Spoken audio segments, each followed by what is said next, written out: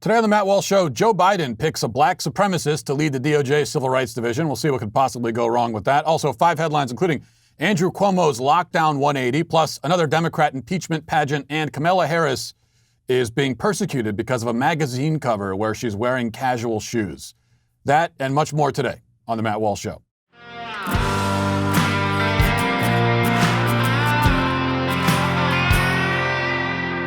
Well, I want to take a second here to tell you about our friends at Legacy Box. You know, Legacy Box is a really easy, effortless way to digitally preserve your home movies and photos so that you never have to wonder where they are or whether they're safe. You don't have to worry about them getting ruined or anything like that. And you shouldn't wait. This is the kind of thing you shouldn't wait to do, because if you've got all these memories stored in a box somewhere in the basement or the attic, you don't know what could happen to them. And or you could lose them, they could be destroyed, anything could happen. And that's why you want to get them digitized and you want to do it. Now, I've done it myself, and I can tell you that the experience with Legacy Box is really, really easy on your end. I wouldn't know if I wanted to take all these home movies and photographs, I want to digitize all of them, I wouldn't know how to do it. So instead, I just put it in a box, I mail it to Legacy Box, and then they mail it back to me, and it's really that simple. With Legacy Box, you can have all that footage organized and preserved quickly and easily. The service is shockingly simple. You use their kit to safely send the moments that you want preserved. Their experienced team will create a digital collection by hand, and then it'll all come back to you, stored on the cloud, a thumb drive or DVD, along with the original media that you sent. We got it back on a thumb drive, and it was really just, I can't stress enough just how easy it is to do. Even if you wanted to do this yourself, it would cost hundreds of dollars to do.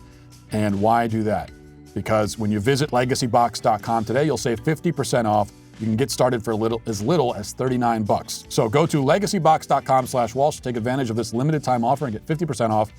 This exclusive offer won't last long, so order their kit now and send it in whenever you're ready. Go to legacybox.com/Walsh and save 50% while supplies last. So yesterday we played the clip of Joe Biden unveiling his plan to help struggling business owners in the wake of the lockdowns that have crippled them. In a sign of things to come, Biden says that his administration's priority will be Black, Latino, Native American, and women business owners. In other words, white males are out of luck. So let's play that again in case you missed it. Here it is. Our focus will be on small businesses on Main Street that aren't wealthy and well-connected, that are facing real economic hardships through no fault of their own. Our priority will be Black, Latino, Asian, and Native American-owned small businesses, women-owned businesses, and finally, having equal access to resources needed to reopen and rebuild. Now, as always with these things, if you want to understand just how outrageously racist it is, just play it back in your mind, but insert white male instead of Black or Latino. Imagine if Joe Biden had said, our priority will be white males and white women. There would be a volcanic eruption of outrage in response to such a statement. Nearly every person in the country would condemn it as the height of racism. So is it different if you fill in the blank with a different race? No, of course not. The reaction is different. What people say about it is different, but it's not actually different. Imagine also actually being a white male business owner. Some of you may not have to imagine this because you are. You're on the brink of bankruptcy, in desperate need of some help due to the government's own actions. And now imagine that you don't get the help you need because of your race and gender. Are you supposed to be okay with that? Are you supposed to look down at your white skin and say, well, all right, I guess I do deserve to lose my livelihood. At least the Latinos are getting help. I suppose that's how Biden expects them to react. Or perhaps not Biden. It's not clear that Biden expects anything. It's not clear that he knows what century he's in or planet he's on. But the radicals calling the shots for him do expect it. Speaking of radicals, Tucker Carlson had a disturbing segment last night about Kristen Clark. Clark has been tapped to lead the DOJ Civil Rights Division. This means that she'll be a very powerful figure in the administration. And given that she's in charge of enforcing, quote unquote, civil rights, it's important to know how she views the subject, right? Well, Tucker had obtained a letter that Clark wrote back in 1994 when she was the president of the Black Studies Association at Harvard. Clark was looking to educate the public on the topic of race science. And if race science sounds like horrible quackery, if it sounds like something you might learn at medical school in Nazi Germany, that's because it is. So here's Tucker reading the letter. Listen. Please use the following theories and observations to assist you in your search for truth regarding the genetic differences between blacks and whites. End quotes. You know it's going to be interesting. And it was. Quote, One, Dr. Richard King reveals that at the core of the human brain is the locus coeruleus, which is a structure that is black because it contains large amounts of neuromelanin, which is essential for its operation. Two, black infants sit, crawl, and walk sooner than whites. Three, Carol Barnes notes that human mental processes are controlled by melanin, that same chemical which gives blacks their superior physical and mental abilities. Four, some scientists have revealed that most whites are unable to produce melanin because their pineal glands are often calcified or non-functioning.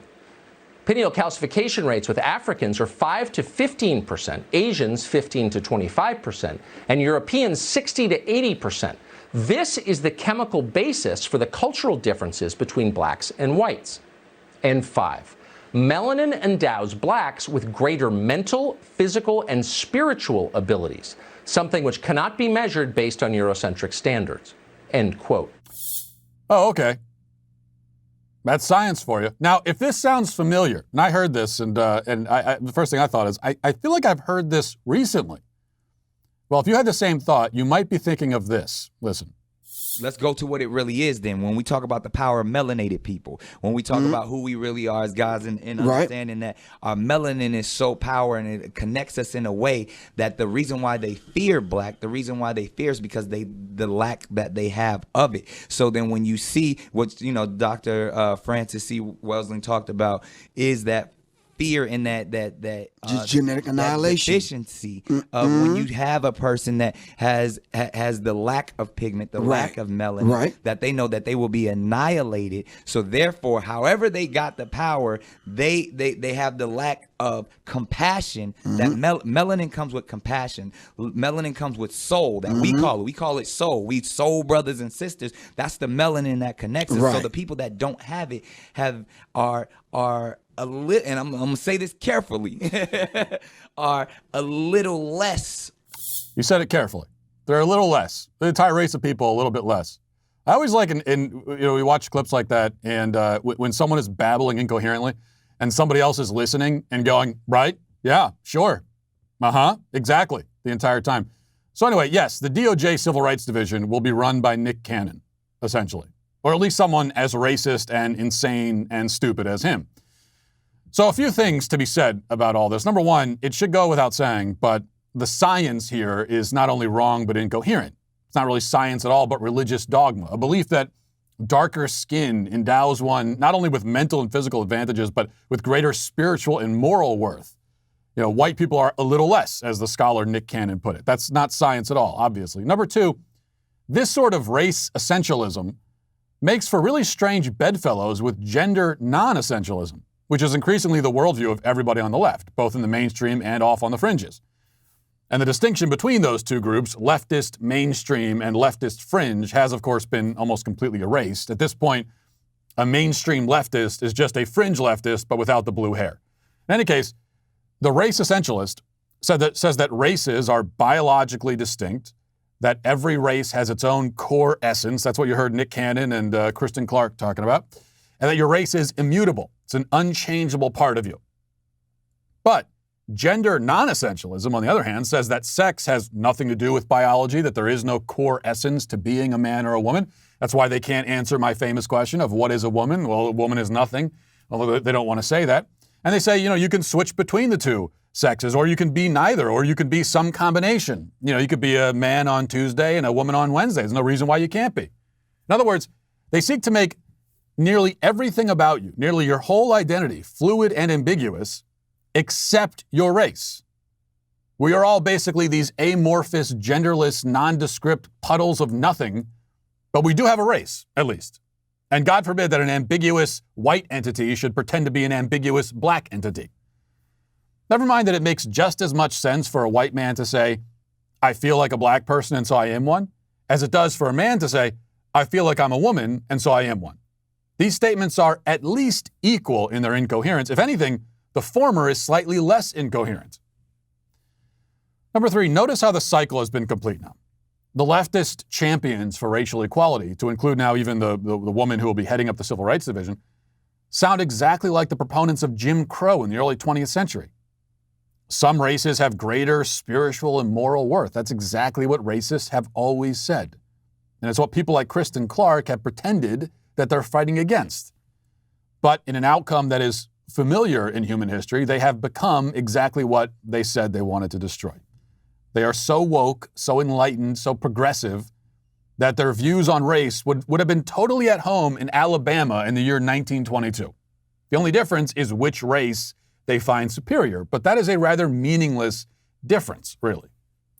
The end goal with all of this is to divide and conquer, right? For all the talk about unity, what we will see in the coming years is the American population divided, chopped up, segregated into their own categories, and policies will be applied and laws enforced differently depending on the category in which you reside.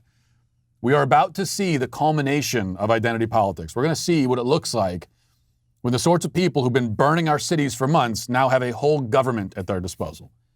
And old Joe will preside over this, half-conscious, barely sentient, a useful stooge and figurehead, an inoffensive and sort of pitiful vessel for the most extreme radicalism we have ever seen from our government. That's what's coming up. But now, let's get to our 5 headlines.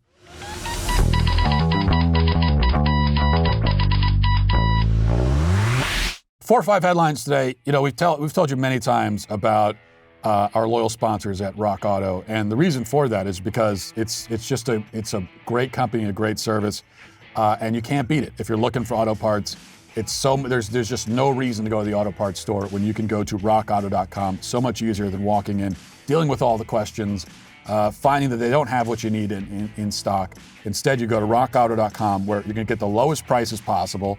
They're not going to change the prices based on, what the market will bear or anything like that. They're going to give you the lowest possible price, and so you know that. So you have that peace of mind, that confidence when you're looking at it at Rock Auto. You don't have to think, well, could I find this cheaper somewhere else? Because you found it on Rock Auto. So it's as cheap as it's going to get. RockAuto.com is a family business. They've been serving auto parts customers online for 20 years. Go to RockAuto.com to shop for auto and body parts from hundreds of manufacturers.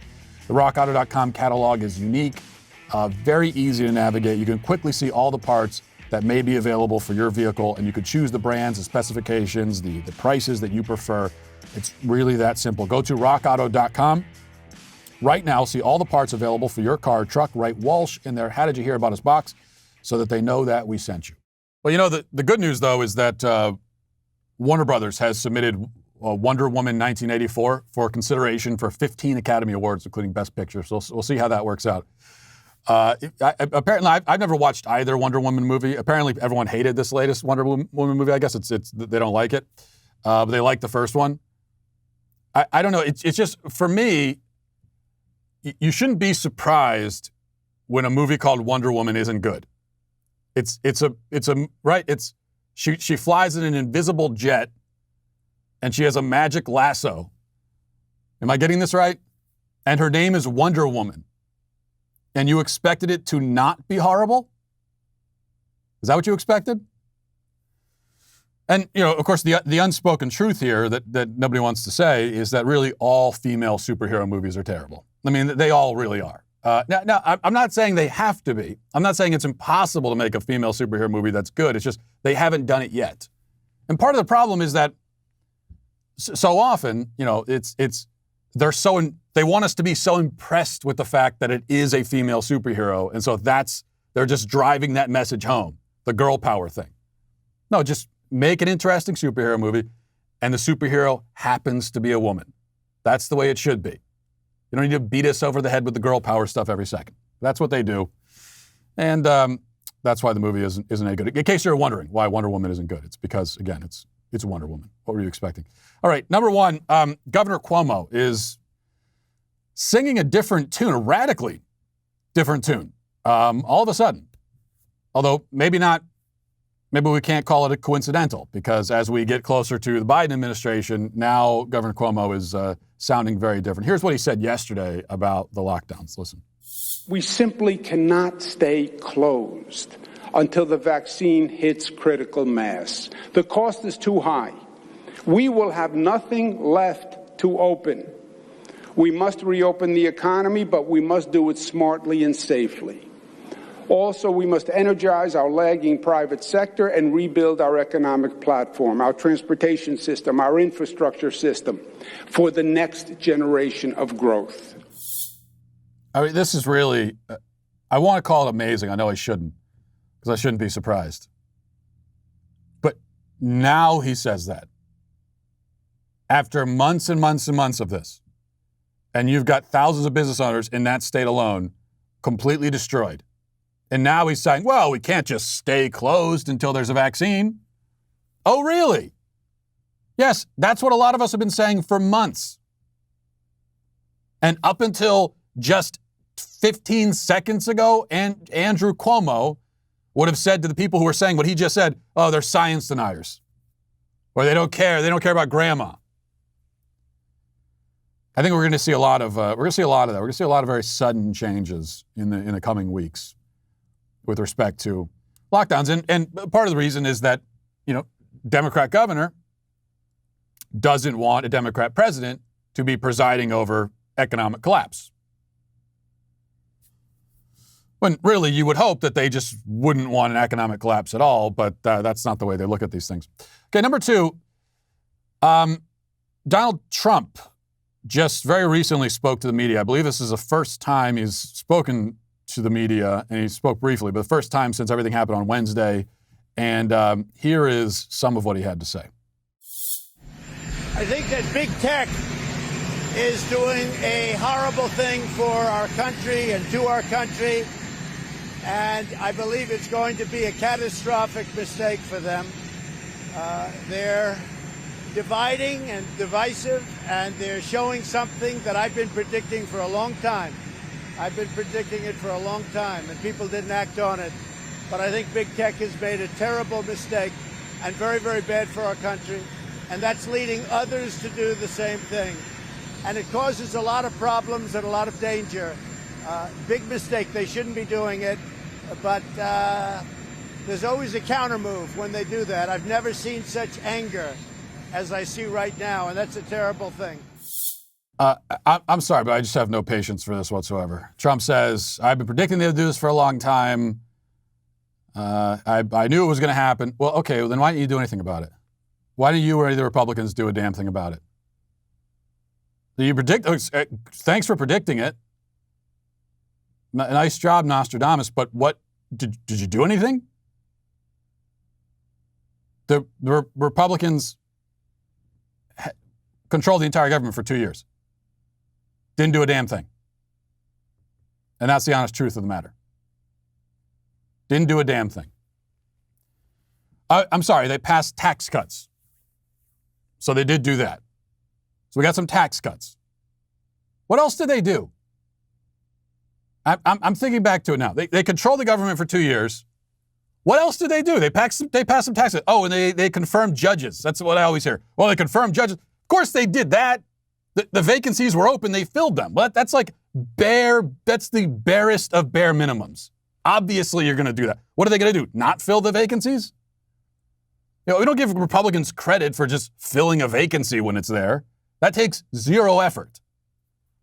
Of the things that would have taken some kind of effort, the things they actually had to fight for and do, what if that was actually done?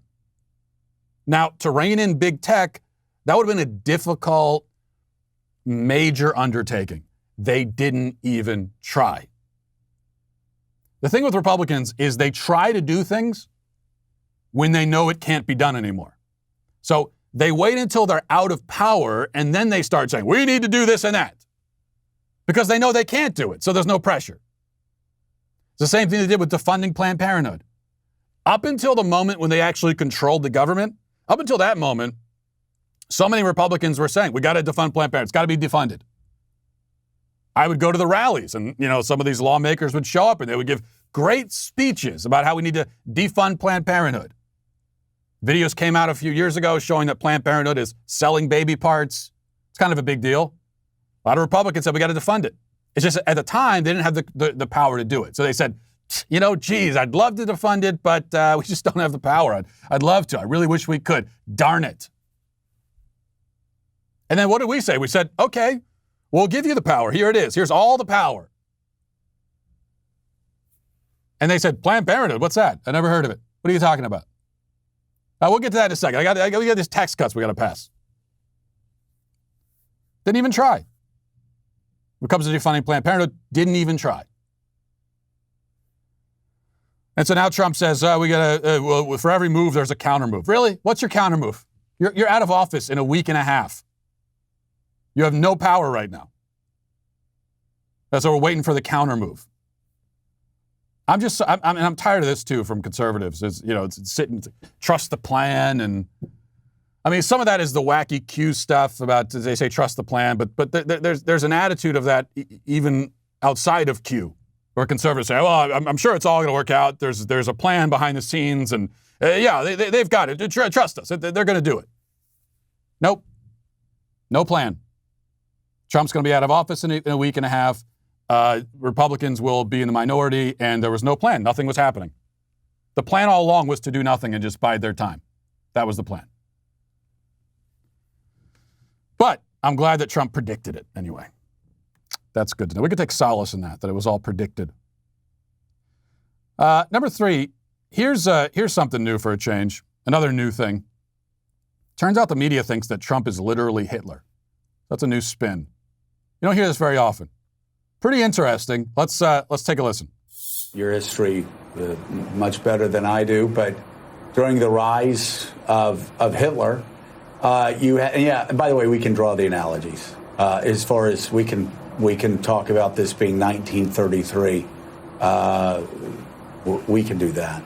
Yeah. A lot of businesses, a lot of German corporations saw Hitler as a clown. They backed him. Because they thought he was going to be a bulwark against communism, against the rise of communism across Europe, socialism.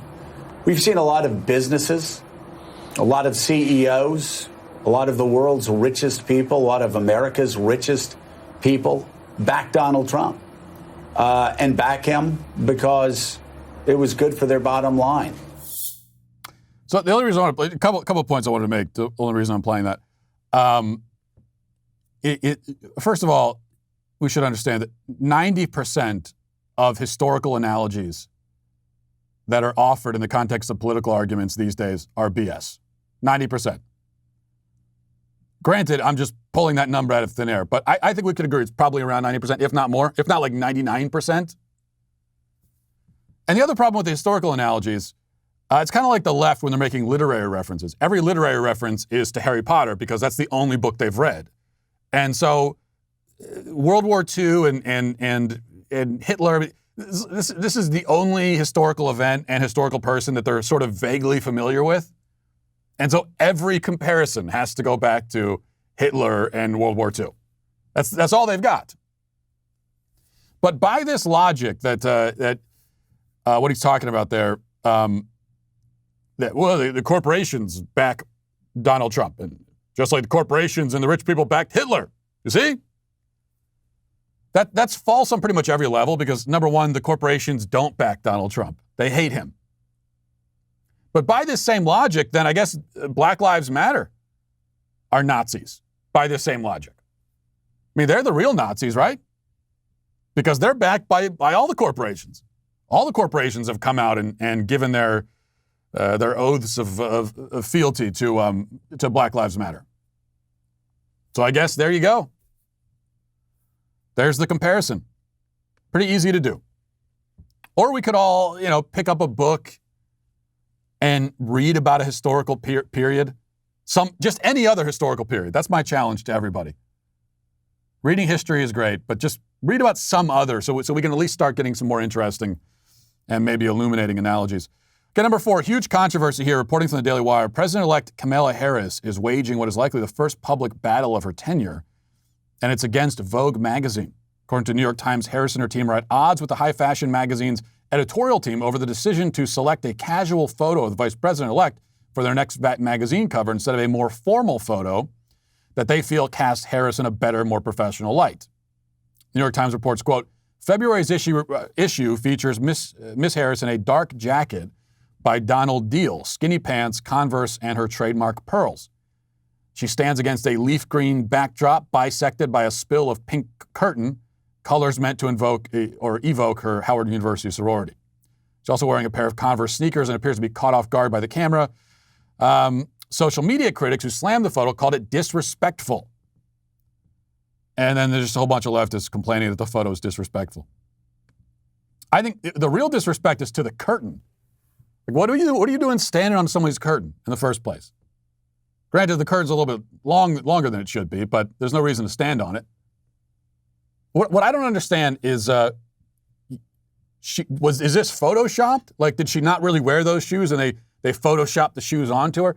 If so, then I understand complaining about it. But from at least as far as I know with photo shoots, normally, you put on the clothes yourself and then you go and you pose for the photograph. So if she didn't want that photo to be taken, then why did she pose like that? But there's going to be a lot of this kind of thing. So just get ready for this in the years ahead. There's going to be a lot of, people accused of not showing the right level of respect to Kamala Harris, the vice president. Nobody's ever cared about respecting a vice president before, especially not the one we have in office right now. But now it's going to be, this is like royalty. How dare you? Essentially the way the media treated Michelle Obama, that's the way it's going to be now with Kamala Harris, where when you speak her name, it must be in hushed tones of solemn reverence. When you speak her name, you must bow your head for 3 seconds just to acknowledge her gloriousness. That's the way it was with Michelle Obama. And of course, we were always told that, no, it's that we're not favoring Michelle Obama. It's just the first lady. We should respect the first lady. And then we get Melania Trump in there, and they're publishing secret tapes recorded of her by her friend just to embarrass her. So that's the level of respect there. All right, number 5. There's an interesting article in Vice that I'm not even sure if I can read, given that this is a family show. I'm already regretting somewhat my decision to pull this up, but it's not really a family show. Don't let your kids watch this show. In fact, don't do that. On second thought, don't. Especially not this part. So a hacker took control of people's, this is from Vice. I'm reading now from Vice. It says, a hacker took control of people's internet-connected chastity cages and demanded a ransom to be paid in Bitcoin to unlock it. The hacker said, quote, "Your penis is mine now," according to one of the victims. According to a screenshot of the conversation obtained by a security researcher that goes by the name Smelly and is the founder of VX Underground, a website that collects malware samples. Okay. In October of last year, security researchers found that the manufacturer of an Internet of Things chastity cage, which is a sex toy that users put around their privates and is used in the BDSM community and can be unlocked remotely. But this had left an API exposed, giving malicious hackers a chance to take control of the devices. That's exactly what happened. According to a security researcher who obtained screenshots of conversations between the hacker and several victims, a victim who asked to be identified only as Robert said that he received a message from a hacker demanding a payment of 0.02 Bitcoin, around $750 today, to unlock the device. He realized his cage was definitely locked and he could not gain access to it.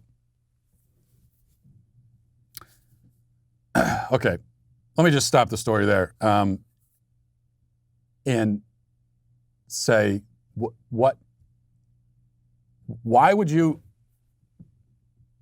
You know what? Never mind. I'm sorry I brought this up. There's nothing I can say about this. I have so many questions. I have so many questions right now about this and why this exists and what you're doing with it. Why would you have something like that at all in the first place? And if you do have it, why wouldn't there be some sort of manual kill switch in case someone does gain access to? But so many questions that I can't dwell on here, and I certainly can't Google them. And so now they're just in my mind, and I have to carry them with me. I have to carry this mystery with me for the rest of my life, and you do too. So you're welcome.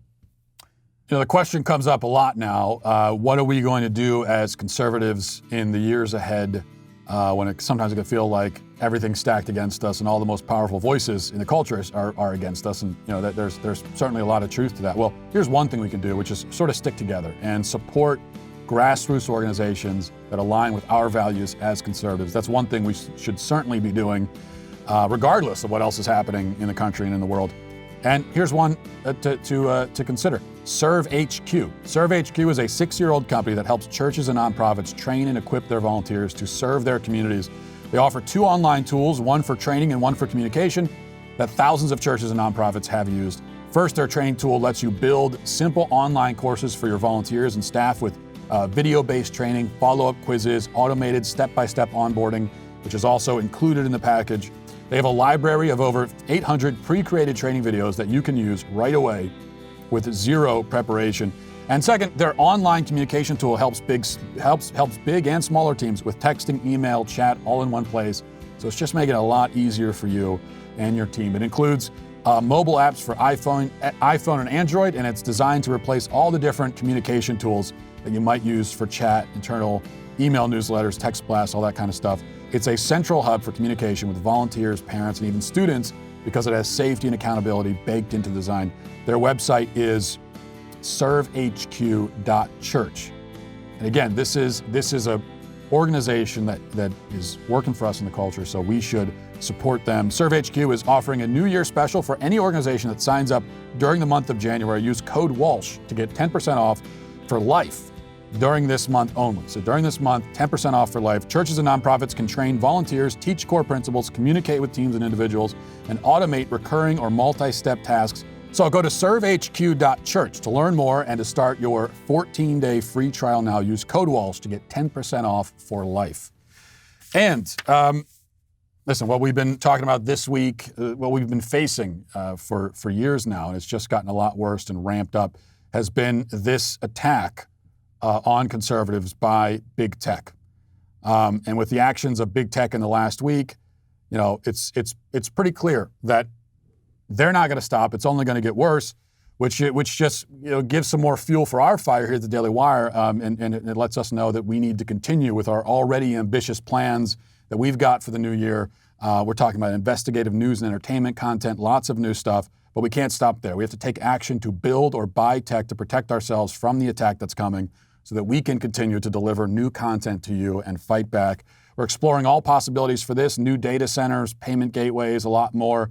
The thing is, though, this takes money. It's just the reality of the world. And so we need more support. We need your support. That's what we need.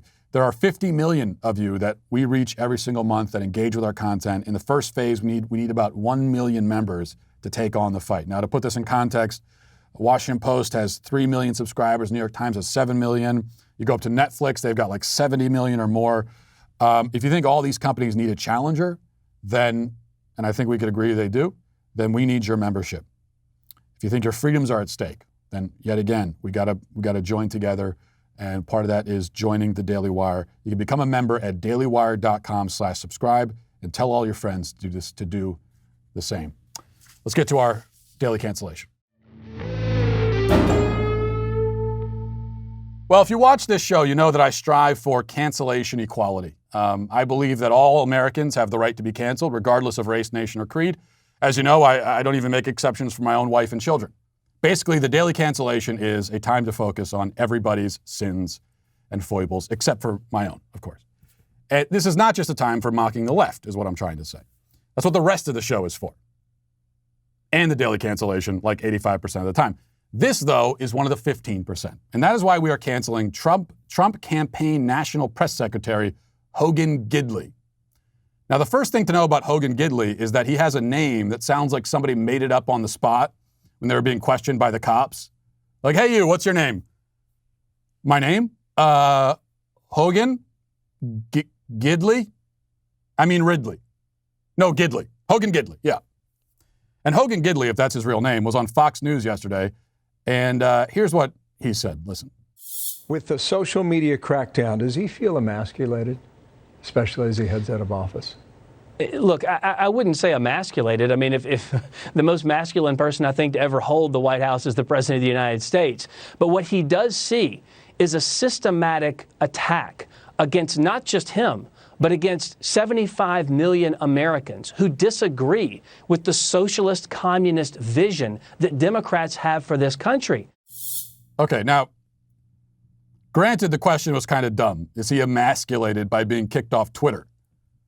And the answer is probably no. I wouldn't consider that an emasculating move. If anything, it's emasculating to be on Twitter, as I am. But still, the answer to that question cannot go uncanceled. I cannot let that go. President Trump is the most masculine person to ever be president, Hogan Gidley says. Now, partly this goes back to the cancellation last week when we canceled political personality cults. It's a phenomenon to be found on both sides of the aisle, and it's equally grotesque in both. In Trump's case, there is no denying that some of his supporters and advocates take a slavish, obsequious approach to him, showing a degree of servile obsession that simply has no place in America, least of all on the right. Support politicians when they do stuff you like, criticize them when they do stuff you don't like. That's what our relationship with them should be in all cases, no matter the politician. But the second problem here is that it's historically inaccurate. And to my mind, it erases and otherizes Teddy Roosevelt, who actually holds the title for the most masculine president ever, without question. And this is with all due respect to Andrew Jackson, who killed a guy in a duel, once beat an attempted assassin with his cane. Guy came up and tried to kill him. He beat him with his cane. George Washington also led us to victory in our war for independence. Grant, one of our greatest Civil War generals, all very manly. Teddy Roosevelt, though, still stands out as the manliest, I think. Many pieces of evidence could be presented here. He was a cowboy, a war hero, a sheriff, a rock climber, a jungle explorer. This is all one dude, by the way. He's also a police commissioner, a big game hunter. And oh yeah, he was president too. Basically, if you're a man, think back to childhood and all the things you wanted to be when you grew up. Roosevelt became all of those things, while many of us became none of them. In fact, true story, a couple days ago, I took my kids out to eat, and we were sitting down at the restaurant. My kids were quizzing me about my childhood. I think partly because they don't quite believe that I had a childhood. And at one point, my son asked me what I wanted to be when I grew up. And I told him that when I was a kid, I wanted to be different things, but mainly either a cowboy, an explorer, or an astronaut. And my son thought for a minute, and then he said, "Wow, Daddy, you didn't become any of the things you wanted to be." And all I could do was just nod and then weep silently into my plate of onion rings. Anyway, other fun facts. Roosevelt held boxing matches as president, went skinny dipping in the Potomac as president, helped to invent football as president. But I could almost put all those aside and give you just one detail about Roosevelt that I think seals the deal. You're probably familiar with the story, but here it is again. Before arriving for a campaign speech in 1912, Roosevelt was shot in the chest by an assassin on the way to the speech. Now, fortunately for him, he had his speech folded up in his breast pocket, and also fortunate, he was very long-winded. So it was a long speech. It was like 50 pages. He had it all wadded up, and the paper, along with his eyeglass case, slowed the bullet enough to save his life. But he went to give the speech anyway, with the bullet lodged in his chest. He began his speech, I think, with maybe the greatest opening line in the history of public speaking. He said, this was his opening line: "Friends, I shall ask you to be as quiet as possible. I don't know whether you fully understand that I have just been shot." That is a great opening. I do a lot of public speaking, and they always say with public speaking, it's really important to grab them with the opening line. And nothing can be better than, "Hey, everybody, I was just shot. Anyway, today I'm going to tell you about XYZ." But then he showed his bloody shirt, and he said that the bullet is in his chest, so he might have to cut the speech a little bit short. He still spoke for 84 minutes. And keep in mind, there was no microphone, so he spoke for 84 minutes shouting to this crowded room with a bullet lodged in his chest. Can you imagine any modern politician reacting that way? With modern politicians, they would stub their toe on the way to the podium and demand a medical evacuation because of it. So Roosevelt was the manliest by far, without contest. And to top it all off, he had an exquisite mustache. Indeed, he was among the last of our presidents to have facial hair. And look at what has happened to our country ever since the baby-faced presidents took over. What does that tell you? And that is why Roosevelt is not canceled, but unfortunately, Hogan Gidley is canceled today. And that'll do it for us today on the Matt Walsh Show. Thanks for watching. Thanks for listening. Have a great day. Godspeed.